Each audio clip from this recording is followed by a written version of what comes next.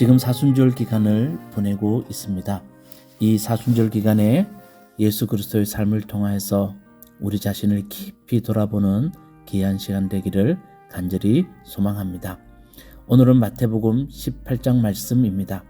먼저 1절에서 5절 말씀에 보면 예수님의 제자들이 예수님께 다가와서 묻습니다.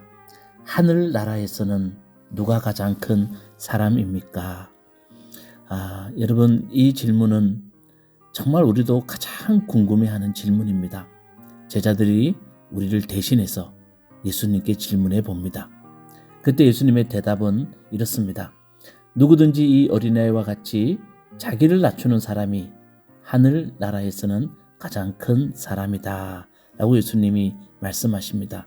한마디로 어린아이와 같이 되라는 겁니다. 이 말의 의미는 무엇이겠습니까? 여기서 말하는 어린아이는 부모에게 전적으로 의지하는 존재를 가리킵니다. 하나님 나라에서 가장 큰 사람은 자신의 자금을 알고 하나님을 의지하는 존재라는 겁니다. 근데 여러분, 의지라는 말이 어떤 의미가 있는지를 잘 들어야 됩니다. 의지한다는 말은 내가 아무것도 하지 않는 것을 말하지 않습니다. 여기서 말하는 의지는 나의 가능성보다 하나님의 가능성을 믿는 겁니다. 다시 말하면 하나님이 하시는 일을 믿고 우리가 그것을 바라보는 겁니다. 내가 겨자씨 하나할 만한 작은 것이 내게 있더라도 하나님의 가능성, 그것을 보고 믿는 사람, 그리고 의지하는 사람, 그 사람이 하나님 나라에서 가장 큰 사람이라는 겁니다. 여러분, 나의 가능성보다 하나님이 나를 통해서 행하실 일들을 바라보고 믿는 사람, 우리 무화과나무 교회 성도님들이 모두 이런 사람이 되기를 간절히 축원합니다. 자, 6절에서 9절 말씀에 보면 걸려 넘어지는 것에 대해서 주님이 말씀하고 계십니다. 이렇게 말씀하십니다. 다른 사람을 걸려 넘어지게 하는 사람은 차라리 큰 맷돌을 목에 달고 깊은 바다에 빠지는 편이 낫다라고 주님이 말씀하십니다. 그러면서 8절 9절을 보면 우리의 신체의 일부가 언급됩니다. 눈, 손, 발이 언급됩니다. 여러분, 눈과 손과 발은 우리가 살아가는데 가장 유용한 신체의 부위들입니다. 예수님이 이 말씀을 하시는 핵심 메시지는 이러한 우리에게 가장 유용한 신체가 악의 도구로 사용되어서는 안 된다는 것을 말씀하고 계십니다. 늘 경계하라는 겁니다. 찍어버려라, 빼어버려라는 말은 문자적인 의미라기보다는 내려놓음을 말합니다. 내려놓다는 말은 내 마음대로 하지 말라는 겁니다. 손과 발, 눈이 몸에 가장 유용한 도구이듯이 그것들을 악이 아니라 타인을 섬기는 일에 사용하라는 겁니다. 다시 말하면 누군가를 걸려 넘어지게 하는 그런 도구로 사용하지 말고 타인을 섬기는 일에 사용하는 사람이 되라. 주님이 이렇게 말하고 있습니다. 그렇죠, 여러분. 우리 몸에 유용한 도구들이 누구를 넘어뜨리게 하면 되지 않지 않습니까? 그처럼 타인을 아주 섬기는 일에 사용하는 사람, 여러분, 이런 사람이 또 하늘나라에서 큰 사람이 아니겠습니까? 자, 10절에서 20절 말씀에 보면 예수님은 이런 양의 비유를 우리에게 말씀해 주십니다. 제가 많이 여러분들에게 들려주었던 비유입니다. 참된 목자는 길을 잃은 한 마리를 찾기 위해 99마리를 산에 두고서라도 그 한 마리를 찾아 나서는 사람이라고 주님이 말씀하십니다. 99대 1이라는 산술적 계산으로 보면 매우 비합리적으로 보입니다. 그런데 영적 원리는 이와 다르다는 겁니다.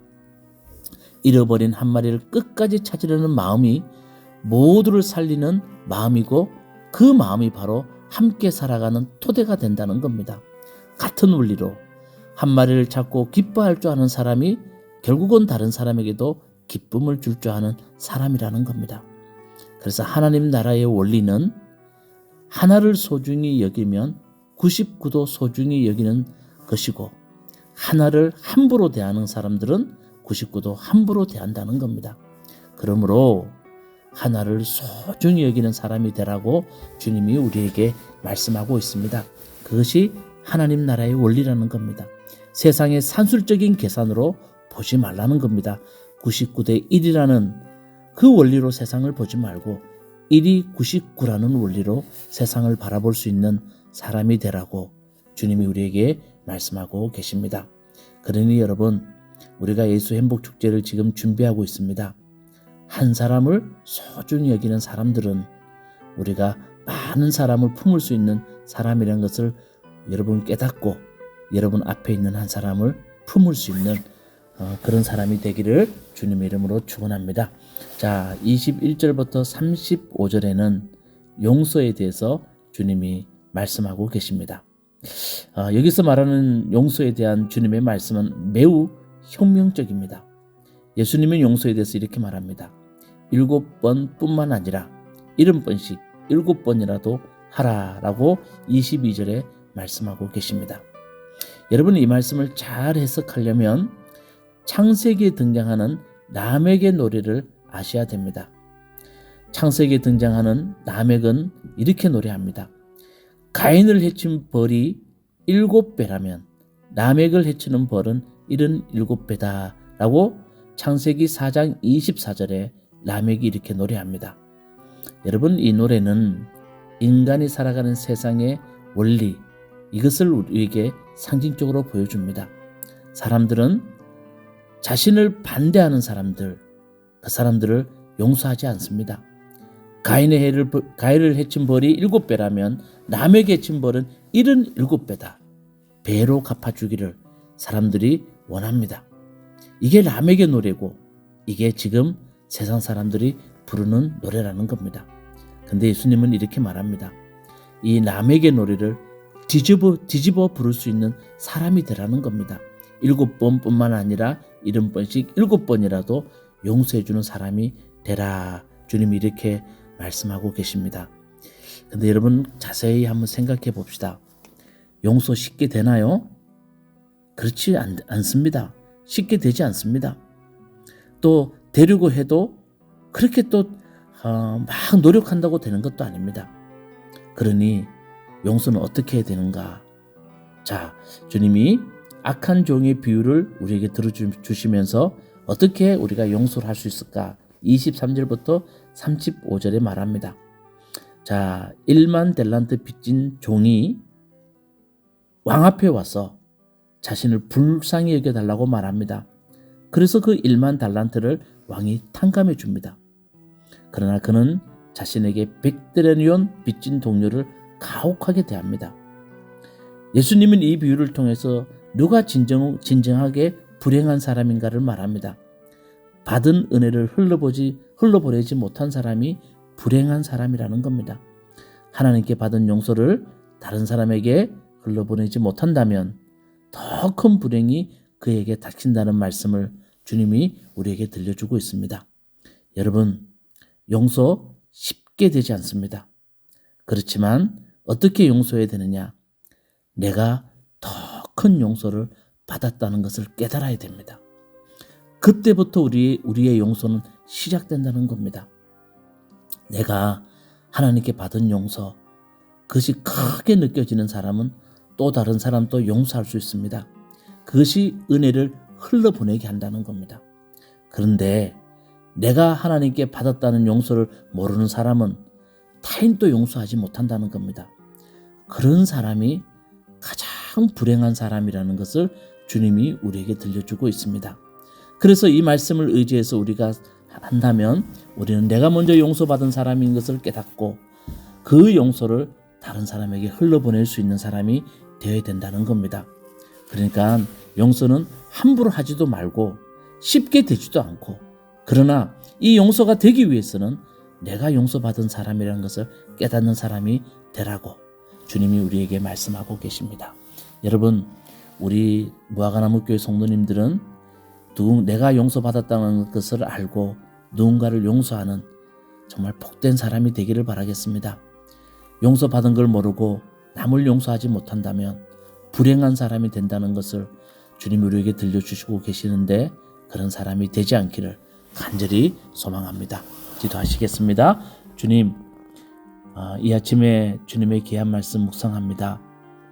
우리는 나의 가능성보다 하나님의 가능성을 믿는 사람, 내게 주신 하나님의 유용한 신체 부위들을 나를 위해서가 아니라 타인을 섬기는 일에 사용할 수 있는 사람, 한 마리 양을 소중히 여겨서 99마리의 양도 소중히 여길 수 있는 사람, 내가 받은 용서가 크기에 다른 사람도 용서할 수 있는 그런 우리 무화과나무교회 성도님 되기를 간절히 기도드리옵나이다. 아멘. 마태복음 18장. 그때의 제자들이 예수께 다가와서 물었다. 하늘나라에서는 누가 가장 큰 사람입니까? 예수께서 어린이 하나를 곁으로 불러서 그들 가운데 세우시고 말씀하셨다. 내가 진정으로 너희에게 말한다. 너희가 돌이켜서 어린이들과 같이 되지 않으면 절대로 하늘나라에 들어가지 못할 것이다.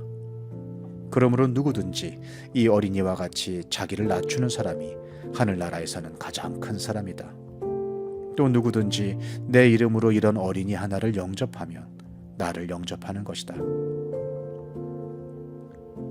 나를 믿는 이 작은 사람 가운데서 하나라도 걸려 넘어지게 하는 사람은 누구라도 차라리 그 목에 큰 맷돌을 달고 깊은 바다에 빠지는 편이 낫다. 사람을 걸려 넘어지게 하는 일이 없을 수는 없으나 걸려 넘어지게 하는 일을 일으키는 그 사람에게는 화가 있다. 네 손이나 발이 너를 걸려 넘어지게 하거든 그것을 찍어서 내버려라. 네가 두 손과 두 발을 가지고 영원한 불 속에 들어가는 것보다는 차라리 손이나 발 없는 채로 생명에 들어가는 편이 낫다.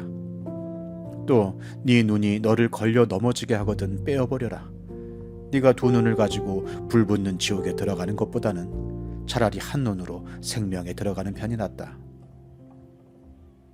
너희는 이 작은 사람들 가운데서 한 사람이라도 업신여기지 않도록 조심하여라. 내가 너희에게 말한다. 하늘에서 그들의 천사들이 하늘에 계신 내 아버지의 얼굴을 늘 보고 있다. 너희는 어떻게 생각하느냐?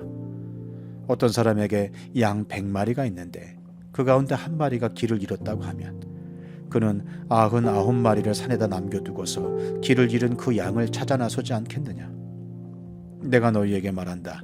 그가 그 양을 찾으면 길을 잃지 않은 99마리 양보다 오히려 그 한 마리 양을 두고 더 기뻐할 것이다. 이와 같이 이 작은 사람들 가운데서 하나라도 망하는 것은 하늘에 계신 너희 아버지의 뜻이 아니다. 네 형제가 너에게 죄를 짓거든 가서 단둘이 있는 자리에서 그에게 충고하여라. 그가 너의 말을 들으면 너는 그 형제를 얻은 것이다. 그러나 듣지 않거든 한두 사람을 더 데리고 가거라. 그가 하는 모든 말을 두세 정인의 입을 빌어서 확정 지으려는 것이다. 그러나 그 형제가 그들의 말도 듣지 않거든 교회에 말하여라. 교회의 말조차 듣지 않거든 그를 이방 사람이나 세리와 같이 여겨라. 내가 진정으로 너희에게 말한다. 무엇이든지 너희가 땅에서 매는 것은 하늘에서도 매일 것이요 땅에서 푸는 것은 하늘에서도 풀릴 것이다. 내가 진정으로 거듭 너희에게 말한다. 땅에서 너희 가운데 두 사람이 합심하여 무슨 일이든지 구하면 하늘에 계신 내 아버지께서 그들에게 이루어 주실 것이다. 두세 사람이 내 이름으로 모여 있는 자리 거기에 내가 그들 가운데 있다. 그때 베드로가 예수께 다가와서 말하였다. 주님, 내 형제가 나에게 자꾸 죄를 지으면 내가 몇 번이나 용서하여 주어야 합니까? 7번까지 하여야 합니까? 예수께서 대답하셨다. 7번만이 아니라 70번을 7번이라도 하여야 한다.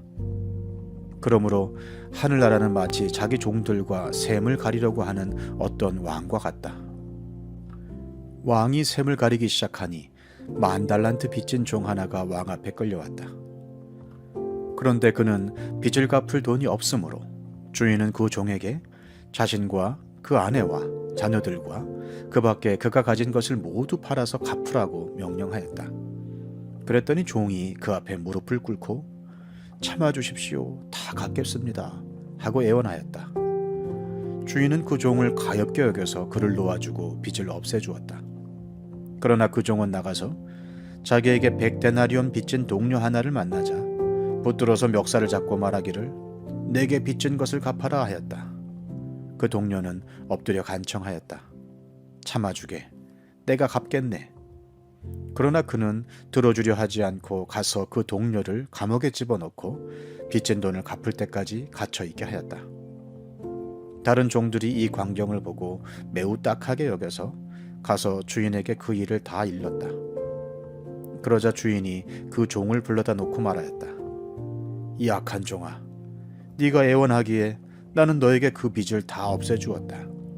내가 너를 불쌍히 여긴 것처럼 너도 네 동료를 불쌍히 여겼어야 할 것이 아니냐. 주인이 노하여 그를 형무소 관리에게 넘겨주고 빚진 것을 다 갚을 때까지 가두어 두게 하였다. 너희가 각각 진심으로 자기 형제자매를 용서해 주지 않으면 나의 하늘 아버지께서도 너희에게 그와 같이 하실 것이다.